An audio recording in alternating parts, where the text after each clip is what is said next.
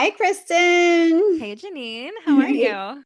Good, good. Yeah, I've been thinking a lot lately about the pause, the menopause, and a lot of my clients have gone through this change in their style, and they don't know where to go with their style. And I was wondering, like, has your style changed since you've gone through Since menopause? since the menopause. Mm, Um, Absolutely, like very, very much. mm, Yeah. It's kind of crazy to think about, but I went through menopause when I was, I don't know, like the definition of menopause is the day you are a year from having a period. That's the day that that's it's like one day menopause, and yeah. then you're postmenopausal after that. So I have been postmenopausal for like 7 years, which is kind of weird to imagine. But yes, I mean I think my style started to change when I was perimenopausal, even though I did not even know perimenopause was a thing until Mm. after it was over for me. I had never heard the word when You I was never in my heard the late 40s. word? Never. When I was in my late 40s, it was not a thing. Like it's a Wow. pretty recent like conversation that has started, and thank God it is happening. But I Yeah. was a little too late in my progression. But yeah, I stopped not being able to wear heels. I mean, I never really could wear heels because they really hurt my feet, but I could kind of take it. I could Hmm. put myself through the pain. I don't know Yeah. why I really wanted to, but I guess I thought it looked good. And then I think I ran out of like the willingness to deal with the pain, and also just the pain increased because my feet Mhm. were less like cushioned and everything. So that was a big change. I started wearing like a lot of sneakers and flatter shoes. And then, of course, like the weight gain that comes with menopause, that changed my style a lot as well. And so it's been an evolution. I have, I started off wearing a lot of caftans. Mm. And, I still love caftans, but it becomes a little bit of a, almost like a cop out. Like, I'm just going to throw this on because I do not want anyone to see my body. Mm. And so as time has gone on, I've gotten a little bit more, I don't want to say tailored, but like just wearing things a little bit more intentional. Like instead of just throwing on a big tent, I'm wearing things that just like fit better. Like I'm buying jeans that are actually my size instead of like telling myself that someday I'm going to fit into those old jeans again. Hmm. Um, but yeah, it's changed a lot, and it's still evolving. It's still evolving because the admission that I'm not going to get tiny again is pretty recent. So wearing clothes that fit, is very liberating, you know? Just like kind of that acceptance, but then Yeah, also like the confidence that comes with acceptance. Like it's, 100%. just like I'm here and I'm visible and Yeah. Yeah. I actually got my measuring tape out and measured myself because I'm always like, I go onto these websites and I'm like, oh, I really needed a bathing suit. None of my bathing suits fit. So I went to, what's that really size inclusive, Universal Standard. hmm. And I was like, maybe this is the place I can find a bathing suit that fits me. And they were having a sale. So I was like, I don't know what size I am. I'm like, maybe I should just freaking measure myself for once, because I'm always just like, oh, am I still a medium? No, I'm a large, or maybe now I'm an extra large. Like, I just measured myself, and it was like the most liberating thing. Like, now I can go to any website and be like, these are my measurements, and this is what it says I should buy. And it's usually shocker. It like is pretty accurate. So yeah, I recommend measuring yourself, even if it's like hard you know, to see the numbers. Sometimes we have those internalized sort of patriarchal things that we think about ourselves. Yeah. But anyway, that was a very long answer to your question. But another thing, really important thing that I started wearing a lot when I changed my style post menopause was I wear a ton of clogs now. Oh, I love clogs. I Yeah. am obsessed with clogs. So And one brand in particular that I'm obsessed with is Bryr. I love Bryr. It's like Yeah. San Francisco based, like cool. Yeah. Yeah. Yeah. Well, I have a surprise. Oh, tell me. Well, Isabel Schofield has agreed to talk with us. Oh And my God. yeah, I know. And she's the founder. she's the founder of Bryr. Of So Bryr. Oh my God, that's that's, amazing. I've seen her a lot on Instagram and she's just like amazing, very outspoken about getting older and wanting to do it visibly. And oh, I'm so excited to talk to her. yeah. So let's go. All Let's go right. talk to her. Hi, welcome to the Closet Philosophy Podcast. This is Jennine. I'm a personal stylist.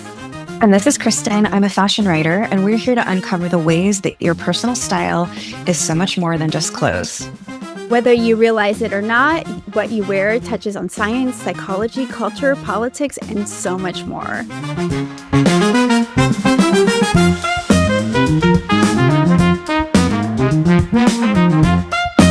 Isobel Schofield was born and raised in England and moved to the United States as a teenager. She currently lives in San Francisco, California, and is founder of the iconic clogs brand Bryr.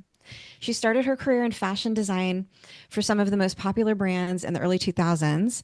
In the spring of 2012, she was tired of designing clothing for teenagers, and she left her job as design director for one of the top 4 United States retailers to reset. The eventual result was Bryr, and we can't wait to hear about her path to getting there and what she's up to today. Welcome, Isobel.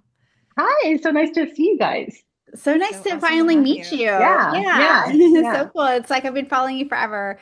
Yeah. So, okay. So before we get into the nitty-gritty, I want people to get to know you a little bit better. Mhm. So let's start by going back in time a bit. Like you studied art and art history and Mhm. had a very successful career as a fashion designer before founding Bryr. Can you share how you went from your art to career in fashion? Yeah. So I got a sculpture degree from Washington University, and I was making really weird like installation work and costume work and Mhm. kooky things that weren't objects. And I graduated and I looked around and I was like, oh shit, I need a job. What am I going to do? And so I actually spent a year thinking that I was going to do theater design. I went to graduate school for a year. It was not a fit. I worked at the Santa Fe Opera, the San Francisco Opera, and the St. Louis Opera making hats of Mhm. all things. So I was a milliner for a couple of years, way back when I was in my early 20s. And that was really fun. But I knew I kind of worked out that it wasn't a good fit. And then I was, in my early 20s, I had made my way to San Francisco and I kind of just I don't even know why Rita hired me, but this woman called Rita hired me for a job as a pattern design assistant at Isra and Company that was in South Park at the time. I don't know if you remember them, but they were in South Park. And that's how I got my foot in the door in fashion design. So I wasn't doing design at first. I was doing pattern making for the first 2 years. And I was not meant for it. You had a very like focused attention span for that. And I was like, hello. um, Fun. so I did that. And then I decided not to do that and got a job as an office manager at a .com at one of the first advertising .coms. And I was answering phones during the day. And at night, I was in my studio just down the road, actually, sewing clothes Oh, and selling them in like little boutiques in San Francisco. So that's kind of how it started. yeah. And I always say that that was like my graduate school because it Yeah. basically cost the same as graduate school. Like it was Yeah. not cost effective at all. But like that collection, I ended up showing that to my first job in the industry, my first design job, and I got a design job at Velvet, just showing them like what I'd been making. That's based in San Francisco?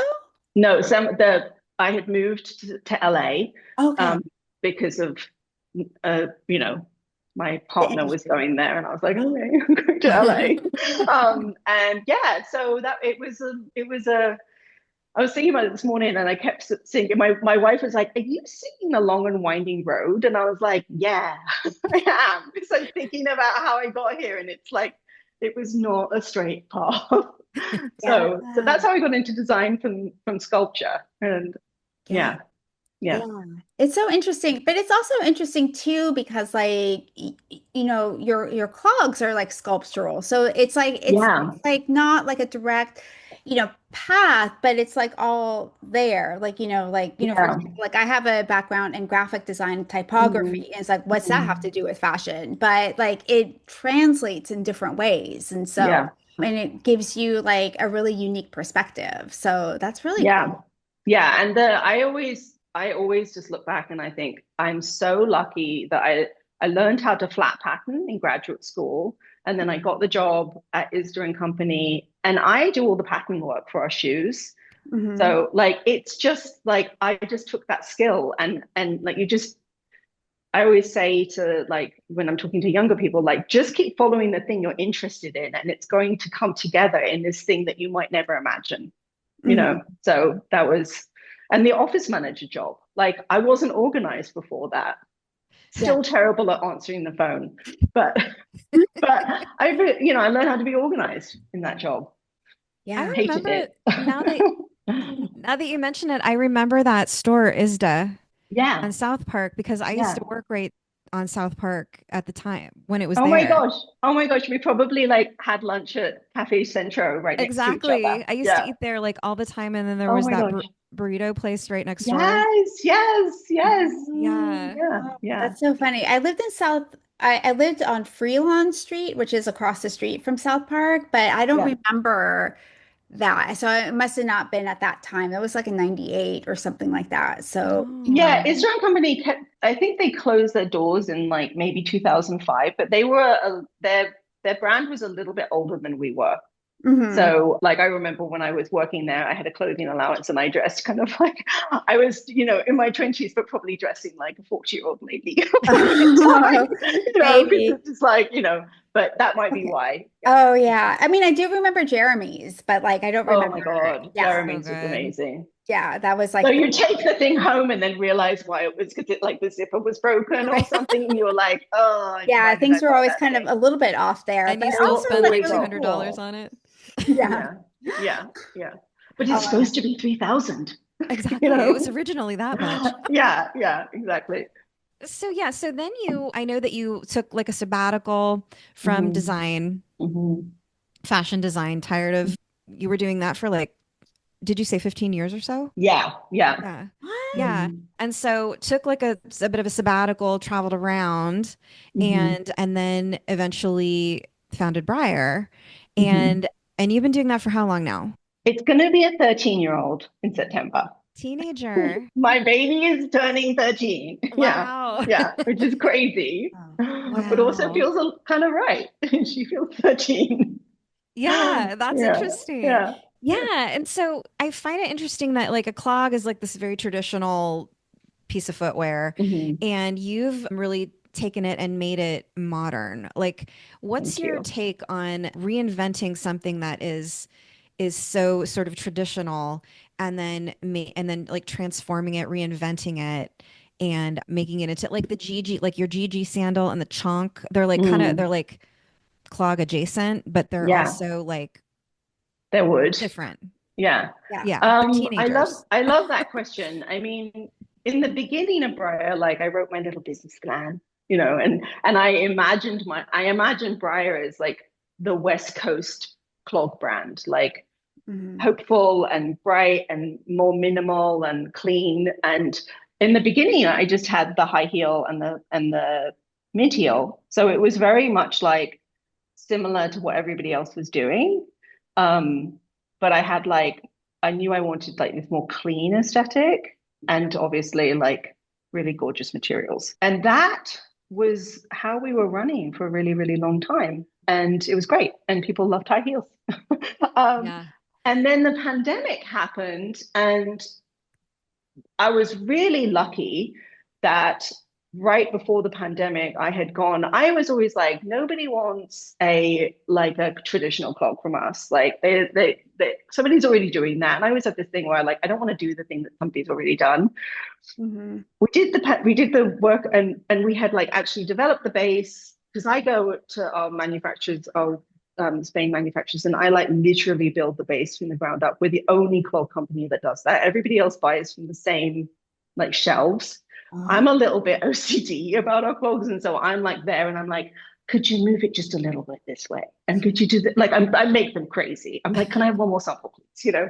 So I'd gone there. I'd gone and I had designed a worker clog, and so we were really lucky at the beginning of the pandemic because we'd gotten that shipment in of worker clogs, and I had it, right? So everybody else was having supply chain issues, and I got to launch this like lower heel clog at the beginning of the pandemic, and people were like, they went crazy about it, you know, because that's what they wanted. So that was the first time of kind of like moving the thing forward. Because before I was kind of always playing with the upper, like very much like sculpturally. Like that was kind of my concept in the beginning. I'm going to have these few bases, I'm going to keep it in stock, and we're going to play around with the upper. And then right after the pandemic, I went to London with my wife, and we had planned trip that we were going to go to London, which is where my sister lives, and we were going to spend a couple of weeks there, and then we were going to go to my factory and do some work with them and maybe put something in. I don't know. It was kind of like question mark. And while I was in London, I was like, I have a love relationship with shoes in London, probably because I left when I was 13. I'm kind of stuck in that time period a little bit. Like I'm always going to London and be like, what are they wearing on their feet? Oh my God, right? Because it's so much better than everywhere else. So I was in London and I was just like walking around and having this like sort of I hope I'm answering your question, but I'm going to be kind of. I was having this sort of like surreal moment where like all the young people were wearing what I was wearing when I left at 13. Oh my God. Right. But it was like times 10 because it was like we wore the Doc Martens and the little cut off jean shorts and the white t-shirt, but their Doc Martens were like this. Right. like, and I was like, I want a clog that I can wear, that I can walk around the streets of London all day long. But it's a clog, but it's like this vibe, but I feel good in it. And while we were flying to Spain on a napkin, I drew it and I showed it to Amanda, our head of production, and I was like, what do you think? And then we went to the factory and he was like, you can't do that. Like that's too like it doesn't like, you know, a clog because it's hot solid, it needs to have a rock. It's really hard to do a flat clog. And I just made him keep making the samples until we got there. And then we had it and we were like, holy shit, this is the cutest, funnest thing ever. And I don't know, that's how I design. I'm like, I was really like, you don't know when you design something if it's going to go out into the world and it's going to be like, wah, wah, right? Like, you just don't know. So I always have to go into it feeling like this is the most fun thing ever. I fucking love this. I show it to my friends and I want them to be like, right? Like those are my tests of like, is this going to be worth it? Because it's extremely time consuming and expensive to do something new. And I was really, really nervous when I launched the chonk because it was so different. Like, I don't know if other people are going to wear like this massive thing on their feet. I don't know. And it was amazing because people loved it. And it was just like, I think it's the most new thing I've ever designed. You know, like it's just a totally different, like, what is that? But it's so fun. And and when I see people put it on in the shop, I'm always like, you should put that on. And then it transforms the outfit because all of the balance is different in their outfit. And I don't know. It's so cool. I get passionate about that. It makes me really excited to see people like love and wear things that I've invented. I love, I love that because like now that you say that it's like it was inspired by London. Yeah. And like I went to university in London, like that's where I was educated. So like, and I remember the whole thing with like the shoes because you are doing a lot of walking. Really, it's a big cities, everything's spread apart. There's like all of the escalators and the tube and all, it's rough terrain, right? And then, but the Londoners, they do like a cool in a way that's like nowhere else in the world. It's totally completely, it's a little bit like self-conscious, but a little bit quirky and cheeky and super experimental. And I like how you've taken all of that and then also made it California, which is like a really hard thing to do. Yeah. Oh, I That's like really that. cool. Yeah, I think the other thing that's really cool about it's probably true of other countries, but I just know England more because I'm from there, is it's not in English culture, it's not looked down upon to be into fashion as you get older. And I think in Mm. America, there's a little bit of a vibe of like, that's for young people. Oh, And totally. I'm gonna be classic as I get older. But in England, you go there and there's like fucking 60-year-old ladies with pink hair and they're like Yeah. wearing this thing. And they're not stuck. They're like evolving their fashion. And it's so inspiring, And right? they Like know pop music. everybody gets to be in current culture there, and Yeah. there's no like it's unprofessional to look fashionable, right? It's not like that. So yeah, I agree, Ugh. and they're definitely more like kind of chunky flat shoes than like it's funny because you have the city like New York and London are very similar cities, but in the New York people somehow wear high heels all day. In Mm. London, people are all wearing like big chunky shoes. Yeah. I have Yeah. a Yeah. theory about the different cities and with the different fashion weeks. And so, Hmm. and I feel like New York is about money. New York is Mm. about money and establishment and like Mm. that kind of that like Upper East Prestige. Side, like that Yeah. thing. And like Yeah. Paris is about tradition and this like chicness and stuff like that. Milan is about over the topness. It's like a little bit over the top and kind of like, Mhm. like it likes to push the envelope a little bit. And then but London is like experiment. Like it's Mm. like really Hmm. experimental. It's really edgy, and Mm. it's not like commercial in a sense. And I think Yeah. so it makes sense that the older women would be more like, experimental and also too like older women, they also like listen like music in America. Older people have their time where they listen to music and like Yeah. kind Yeah. of Yeah. stick in that time and then but in England, everybody listens to pop music. They all Yeah. listen to the Yeah. current music. And then like when they have like the Turner Prize, which is like the fine art prize that goes out like every Hmm. year, like the whole country has like a conversation about why is the winner making just like taping a piece of paper to the wall and like why is that art? Yeah. Yeah. And Totally. it's like this whole thing, but we don't have that kind of collective conversation here in America because it's so big. Yeah. And Mhm. also, we're not like as connected to like what's happening currently. Like we can be stuck in our little pod and like stuck in our time zone or Yeah. zone, but like time era, Yeah. time Yeah. period, time Yeah. warp. I Yeah. mean, when you're So, saying that, I just have visions of Vivian Westwood. Like, Oh yeah, my God. right? That did you guys watch yeah. that movie? I It's didn't. amazing. Oh my God. I I was just like, she's my hero. She's also incredibly inappropriate a Oh, lot of really? the time.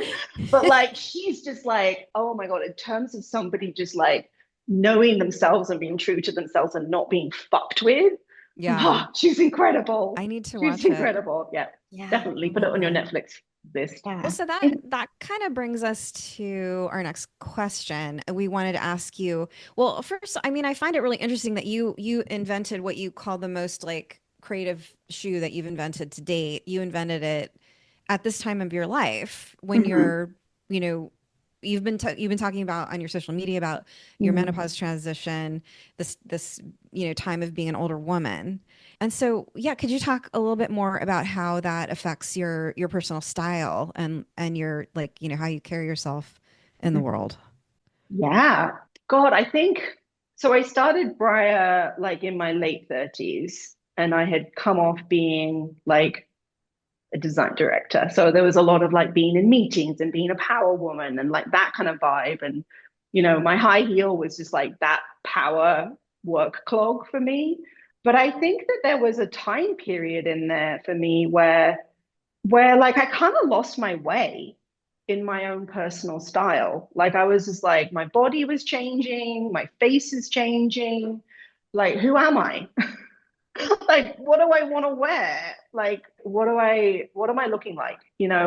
And I don't think I was totally in front of that the whole time. I think there was a time period where I was just like, you know, as a Gen X person, like I think millennials who are awesome and they are my customer as well, they are a really big generation, and they kind of, there was a moment there where it felt like the style was really millennial, and it wasn't entirely speaking to me, right? But I'm kind of like, this is what style is right now. This is we've moved into this, and like we're following this. But Hmm. I kind of like the thread of like, what do I want to wear? Who am I?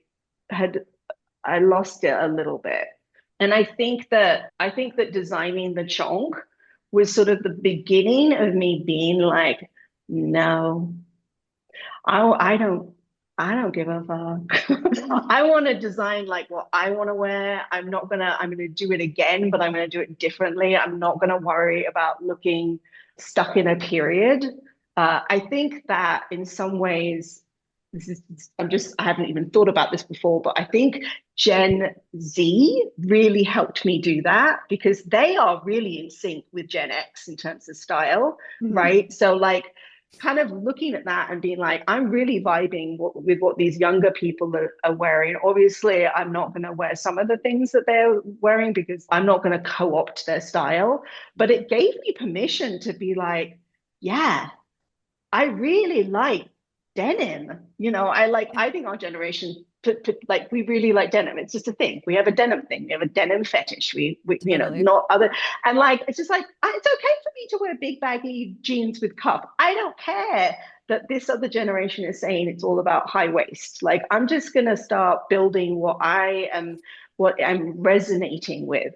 And I think the chunk helped me do that because it was like I start with the shoes and I'm like, oh, I want to do this. And it just started feeling more playful again. And I think I'm still in that question. I think I'm still interested in searching for and looking at and interested in seeing other women my age and like what does our style look like now as we're going into like the realm of the wise woman, because I still want to be a little bit punk rock. I don't want to look like a boomer.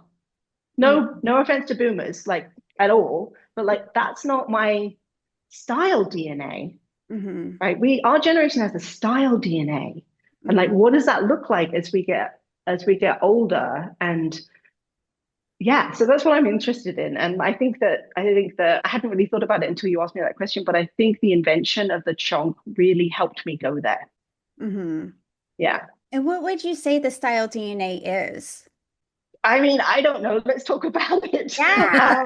Yeah, I think it's a little bit like I have a friend called Windy who is an artist, a local artist, and she Oh my God. um do you know Ah, we Windy? talked to her Familiar. last week. Oh, right. Oh, wait. We're Yeah. very, very good friends. And Yeah, That's she's really amazing. cool. she like started Aquarius Records, and she's like, she's got this like she's very sophisticated punk rock.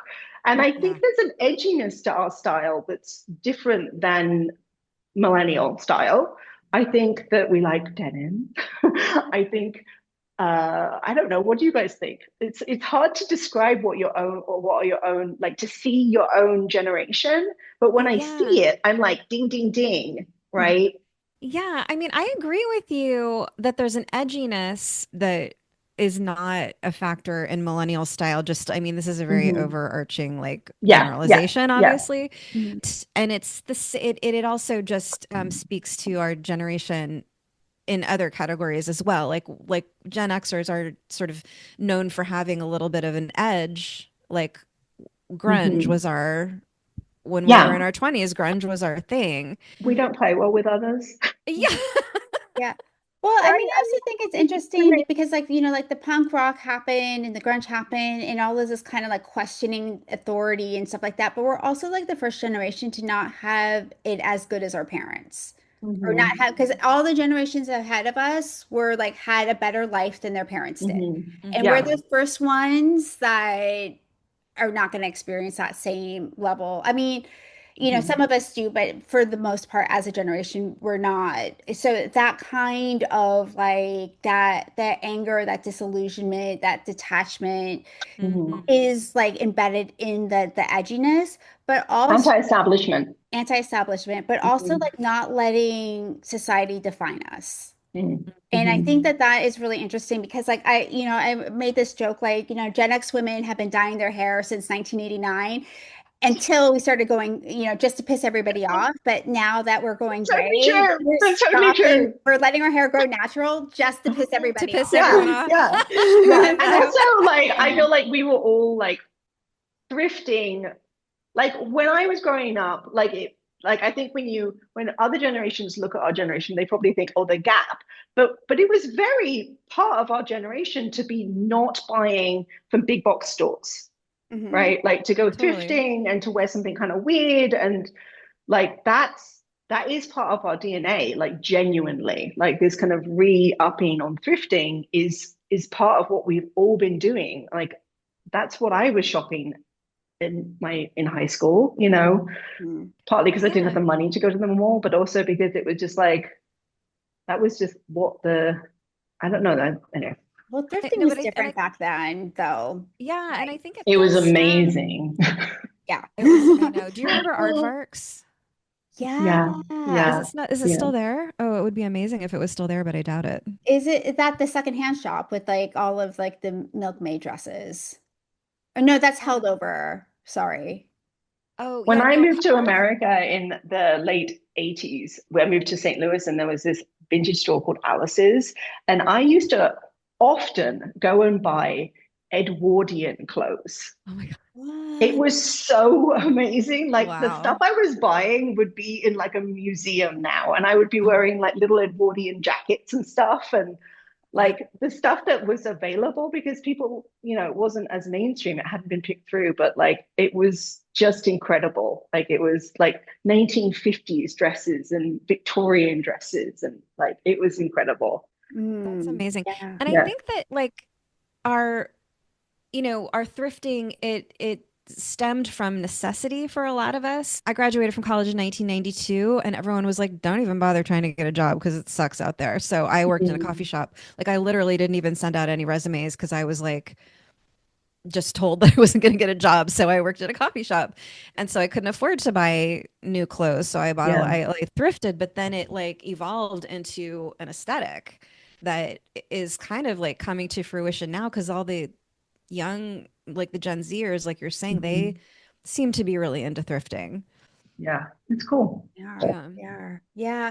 But like, also like I really believe that we're defining and it may be because like we lived our whole lives in feminism. And so we Mm. don't know what it was like before when we didn't have like we didn't 100%. have our own bank accounts, our own credit cards, our own, like Mm-hmm. we don't know that. And and unfortunately we did have to witness things happen. But like I think, when I went to college, like we talked a lot about the male gaze and like in Mhm. visual culture. Like Oh my this is God, something that we talked 100%. a lot about patriarchy and like the impact it had on the arts, like fine art, design, fashion, all of that kind of stuff. And I think like as a personal stylist, this is something that I think continually about. And it's like what does it mean to be a woman of a quote unquote certain age, like in this part of our lives where where in the patriarchy we lose quote unquote our power Mhm. because we're no because of and it's like and you may have some a different perspective on this because like in the iconic style studio we have quite few people in the queer community and they're saying like in the queer community it's not the same as it is within the straight community about like how women of a certain age lose power Mm. and I think that a lot of women are starting to question that and say like I don't want to become invisible like and Mm. they still and then they take their power and their style and say like I'm going to be visible through my personal style and to be that woman who is here and still relevant and still creative and still has a lot to offer. And I think that it's just really interesting to see like how Gen X women are taking that and Mhm. making it their own thing. Mhm. 100%. All of that. Yeah. Yeah. Yeah. I think that you just said so much. So I like it's like fuck demure, Mhm. right? I Yeah. hope I can swear, but like we're not Feel going free. away quietly, right? We're not like patriarchy wants to. We're not useful anymore to patriarchy. Well, that's what they say. what we really are is at the height of our power. Hmm. Like we are really powerful. And I think we've got the interesting thing about Gen X moving into menopause is that we are doctors, we are lawyers, we are mothers, we are all these things. And a lot of us are menopause doctors. And a lot of menopause doctors are actually literally saying, wait, what? This thing is happening that I didn't even get trained for? This is not okay, right? Hmm. Like we're the first generation to really have a lot of doctors be women. You know, like when I was in college, my boyfriend's mum was a gynecologist, so she's a boomer. She was the only doctor in her graduating class. Whoa. So now we have flooded the market with these doctors, and we're all saying, no, Hmm. right? We're saying we need care for the women both younger than us. And I think that, you know, it's not just about like medical care. I think it's just literally about like we were brought up with the promise of this feminism, and then there's a lot of patriarchy still here. And I think because we're in our power, we're like, what? Fuck Yeah. that. You know? Yeah. Like Yeah. I'm not interested in quietly, demurely, quietly going off and worrying about face cream. Yeah. You Exactly. Yeah. know, I mean, I'm worrying about Exactly. face cream. Let's be real, but you know, Yeah. Yeah. But like it's interesting too. Like I don't know if you follow Dr. Marie Claire, but she had posted a Mhm. while back. Like this professor was talking about there's only three species. Only th like all the other mammals don't have Mhm. menopause. There's only three Mhm. species of Mhm. animals that have menopause, and that's like Mhm. humans, elephants, and orcas. And we're all Mhm. have really highly intelligent, big brains, and complicated births. And we actually evolved menopause because we needed a demographic of people who held the knowledge. Yeah, So, like, and this is who yeah. we are, and we hold the knowledge, and we're here for a Mhm. reason. And Mhm. I think that taking ownership of that and Mhm. owning it, like, I think is a way to take back our power. Yeah. Have you read? I'm forgetting the writer, but it's a book called Female, and it's about females like evolutionarily. And she talks just about that. It's Oh, so interesting. I'll find the thing so we can tag oh it. But wow. Yeah. what she talks about, like there's a anthropologically they've been saying for a long time, oh, we have women post menopause because they can care for the babies.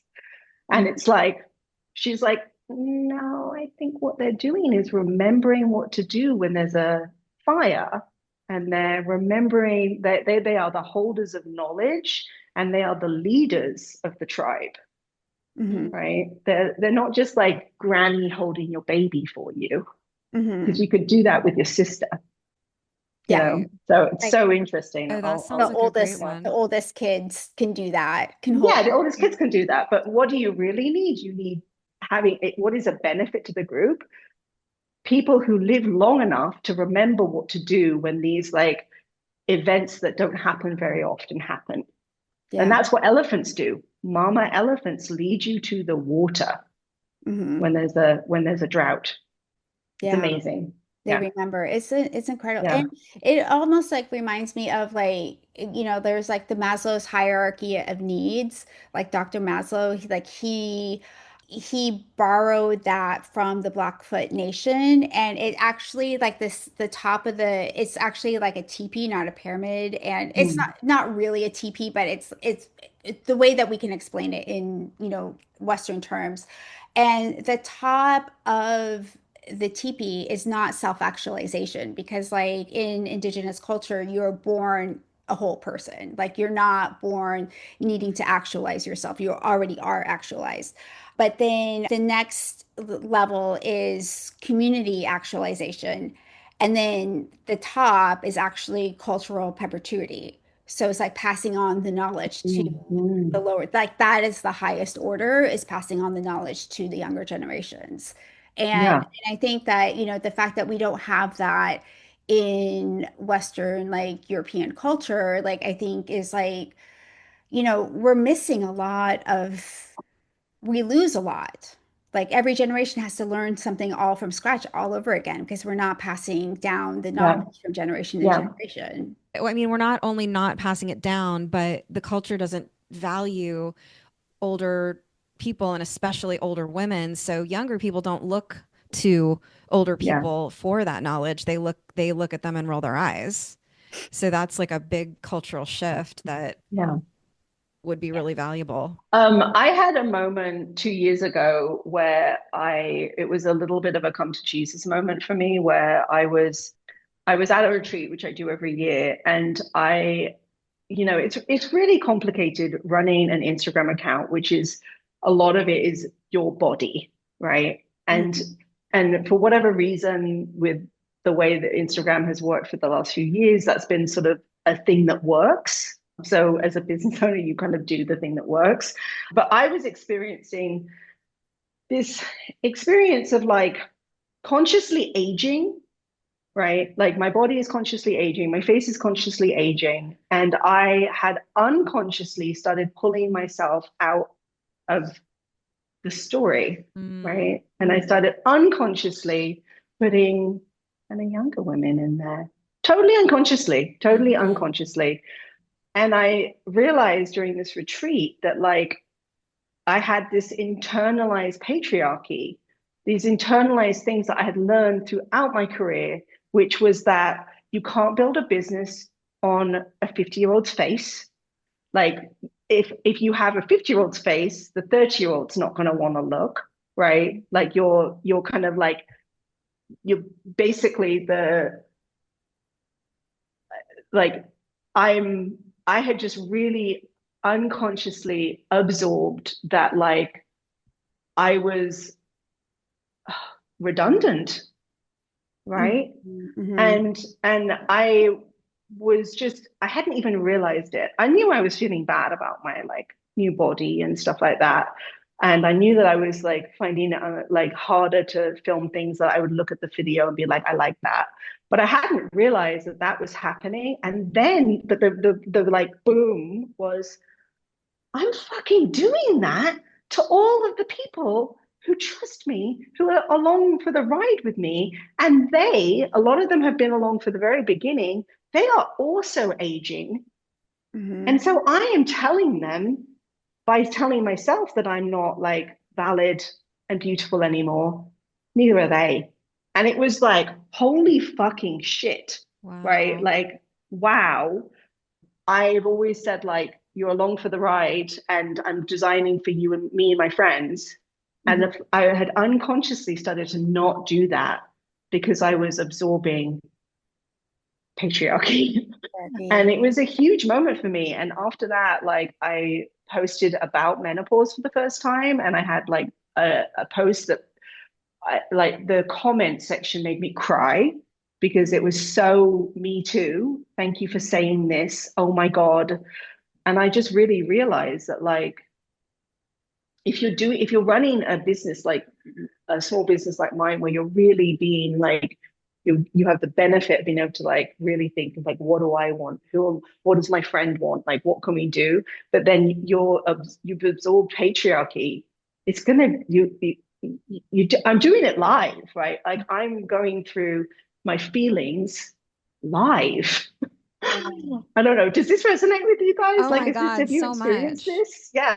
1000%. Yeah. I mean, because Yeah. like I used to be a fashion blogger in my previous Yeah. life. And even then, like when I was a fashion blogger, I was in my 30s and all the other fashion bloggers were in their 20s. So I Yeah. was already older to begin with. But then when I sold the blogs and just kind of, it like became a mom for 10 years, I thought that that was over, that nobody would want to hear about personal style from Yeah. a woman my age. And when I started making content and it just started blowing up, like I realized that absolutely, like women are hungry to be seen. They want to be Mhm. Yeah. seen. They want to be spoken to. They want to, or we want to, I want to be seen. Like I want to be Hmm. validated and let like known that you're like you're still here, you're still valuable. You're still Yeah. Yeah. you matter. And Yeah, and um potentially even more so because you have more knowledge now and Yeah. you're better at what you do probably than ever before in your life. yeah, Yeah. you made the It's chunk. yeah. Junk. Yeah. Yeah, no, it's wild, right? It's wild, and I feel like I'm constantly like absorbing that again and again because that patriarchy is absorbed Oh in my me, God. right? So I have to keep going and being like, I think last time we were talking, Kristen, we were talking about like, wouldn't it be amazing if we came to a day where like women were like, oh, I got my power middle. And it's like we're celebrating it because you got rather than like how can I get rid of the tire that I get? If we celebrated it like we did when we got our boobs, it's like it's literally a physiological stage. And if we were just like, once you had that, you were like, oh, she's a silverback now. Yeah. She's like power lady. And you just Yeah. like, wouldn't that be amazing? Obviously, we're like 100 years away from that, but like that would be amazing. Yeah. Yeah, but I feel like we're getting there. Like we're celebrating our gray hair, Yeah, that's true. and I think it's so important that you're talking about this because I think the more we talk about like this patriarchy is so internalized Mhm. that you often don't even realize that your behavior is just propping it up. Yeah, The more we talk about it, then the more other women will think like, oh my God, I'm doing that too. And I yeah. really need to stop. And yeah, it's so important. I just wrote an essay that kind of talked about that a little bit yesterday about I'm constantly like, oh, I need to lose weight. I'm a fitness instructor. Like I need to be like svelte, like, Mhm. and then I'm like, but why? You can be Yeah. strong and fit at any size. You don't have to be skinny to be fit. And often people who are very, very thin aren't fit. I mean, no judgment Mhm. to thinness whatsoever. But yeah, it's something that really is so internalized that so many of us don't even realize it's Yeah, I mean, it's all you have shaping to our thinking. do, right? All you have to do is watch one of those movies that we loved in the 2000s Oh to my God. remember to remember the like absolute toxic shit that Oh we my were God. raised Yeah. on, Mhm. right? It's not surprising that we're all working on it because it's like if unless you looked like this, Mhm. like it was just, it just it, we're all processing it, I Yeah. suppose. Yeah, it's Yeah. not beauty, it's control. It's the patriarchy trying to Yeah. Exactly. control us because if we're Hmm. worried Mhm. about our appearance, we're Mhm. not thinking about our power. Yeah. So, and Yeah. that's what it is. And so, I mean, like once I had that like aha moment, it's like there's no way, it's like no way am I going to be worried about my appearance Mhm. because like I have shit to do. I have a thing, like I have a mission in life and like Mhm. this is what I want to do. And I think that like I'm not alone in that. There's a lot of women who have like the story Mm. to tell, like the thing that they want to achieve in their lives, that mission that they have. And I think that that's like a really cool thing that we're here to support each other in doing that. Yeah. Yeah. I've been thinking recently about how, like, it's amazing that so many women in our generation are getting roles recently. Like, it's Hmm. incredible. It's so cool. But Mhm. they're all the bad guy. They're like Yeah. literally all the bad guy. They're like the bad queen or the bad emperor or the bad business lady who is always taking down a 25-year-old woman. And I'm like, Oh, I know like it's over and over again, the Snow White story, over and over again. But I'm like, we never do that to each other. Yeah. We Yeah. don't do that. There is not a megalomaniac woman. There's hardly any of them in the world. Like we're like all women our age are like, hey, how can I help you?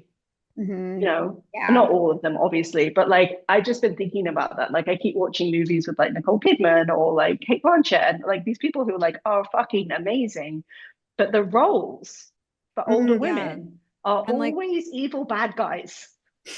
well, and I think it's It's like because so what? many men are still in powerful positions in the Yeah. film industry.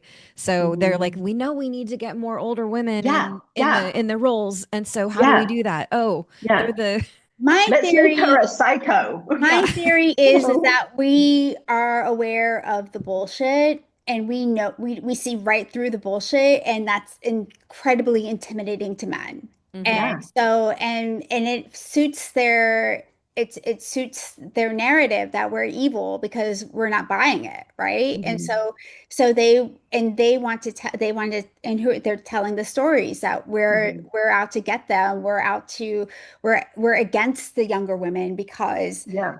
the younger women are more appealing to men. It was like, yeah, we don't give a shit. Yeah. Like And it we also we just makes don't it so want you to younger get it. women think that we're Yeah, not on their side, yeah, because we right? are. It pits this situation, and Hmm. it's like, we're not. We are like, Yeah. we are the ones like, Yeah, my if we're wife and I always fighting, joke about how like all of those like the road movies, that it's always like a guy who's like saving this like 12-year-old girl, and they're like going together, and It's he's so noble, and we're always like, it's a woman who's saving the 12-year-old girl in the exactly. situation. The guy is exactly. not doing anything appropriate with the 12-year-old girl in this situation. Like, it's like that story isn't real, but every single movie is that. Sorry, I like Yeah. apocalyptic movies, but every time I'm like, what the fuck? Oh my gosh. Yeah. It's funny. I just remembered, like, okay, so my best friend in high school, like we were like I went to go visit her like a couple months ago, and she lives in Davis, and we were kind of talking about things, and there was like we used to like hitchhike, Oh which my was God. like incredibly dangerous. And I remember one time an older woman, she picked us up, and like she was Mhm. like, young ladies, like, Yeah, and she yeah, just was like, and I can like you could tell that her like care and her protection, and like you could just feel it, that she was like, I know you want to have fun, but yeah, yeah. Don't do I'm this. here to make sure you're going to get through I'm picking, this. Yeah. you're lucky I picked Yeah, you up. Yeah. yeah, yeah, So, 100%, Oh my 100%. God. and I think about that woman from time to time because I would do the same thing. So yeah, so it's been such a blast like talking with you, Isabel. Yeah, it's been And where amazing. could our listeners find you? Oh, well, we are in San Francisco on the corner of Illinois and 22nd and Dogpatch, and we're also online at www.bryerstudio.com. Yay. Yeah, And Yes. your yeah. Instagram And is Briar Clogs. Briar Clogs, exactly. Awesome. Yes. Yeah, Oh my yeah, gosh. yeah. Thank you so much for joining Thanks for us. having Yeah. me. It was really fun. Thank you so We much. went on like a wild and ride of a conversation. Long and It was winding super road. fun. Yeah, exactly. 100%. And I That was love the it. theme. That was the Love theme. it.